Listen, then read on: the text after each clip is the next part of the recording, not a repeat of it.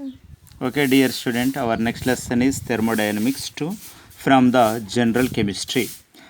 In physical chemistry, already we learned thermodynamics 1. In thermodynamics 1, we learned first law of thermodynamics and concept of thermodynamics, functions, and second internal energy, enthalpy, and Joule-Thomson equation, etc.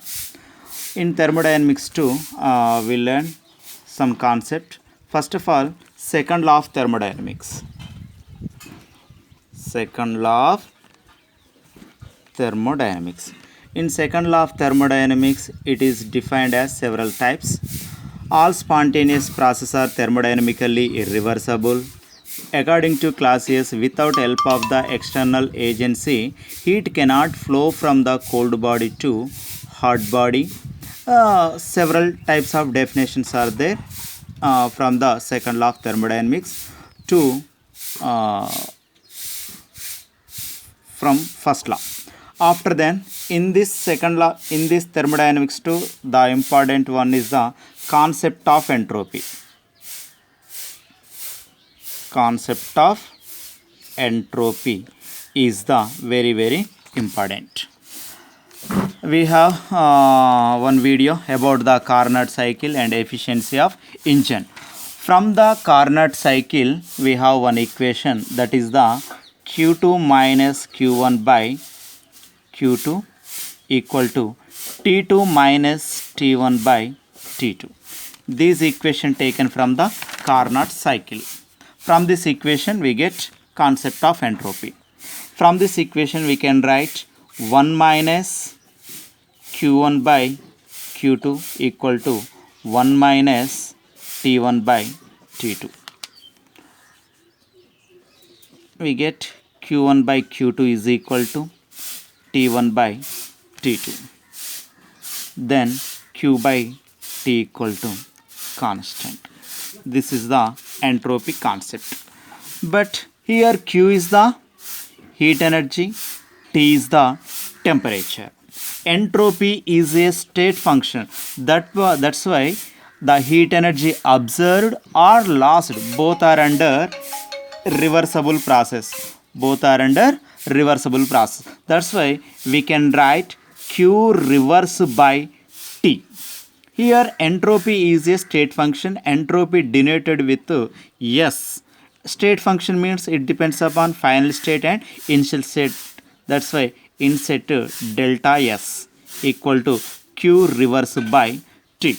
This is the entropy concept. Then what about units of entropy?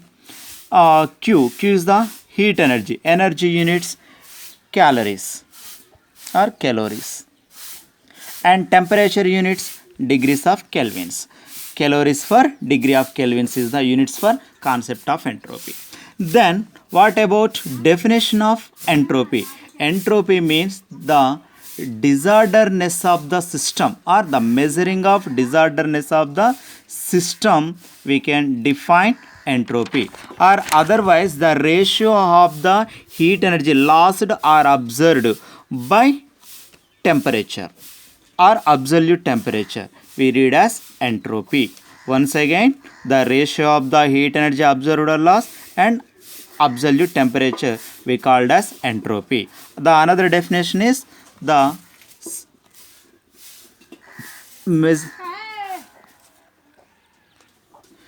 another definition is measuring of the system, measuring of the disorderness of the system. For example, sir, how to get disorderness of the system? For example, H2O. H2O is the available in three phases. One is the ice phase, another one is the water phase, and next one is the vapor phase.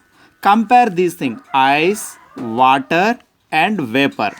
In this, the ice molecules are very closed and water some more better and vapor more disorderness. And up to temperature ice to water and water to vapor, temperature increase and automatically entropy also increase. This is the small definition of concept of entropy. And then continuation from this equation we can write here entropy depends upon initial and final state. Here Q1 is the heat energy lost and Q2 is the heat energy observed.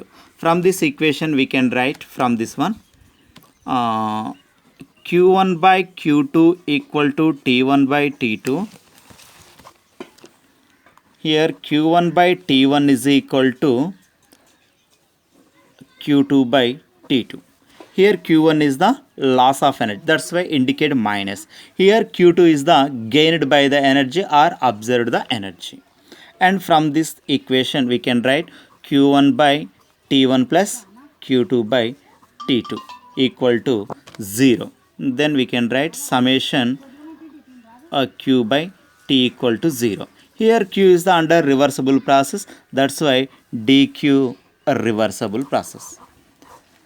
Next concept is entropy as a state function.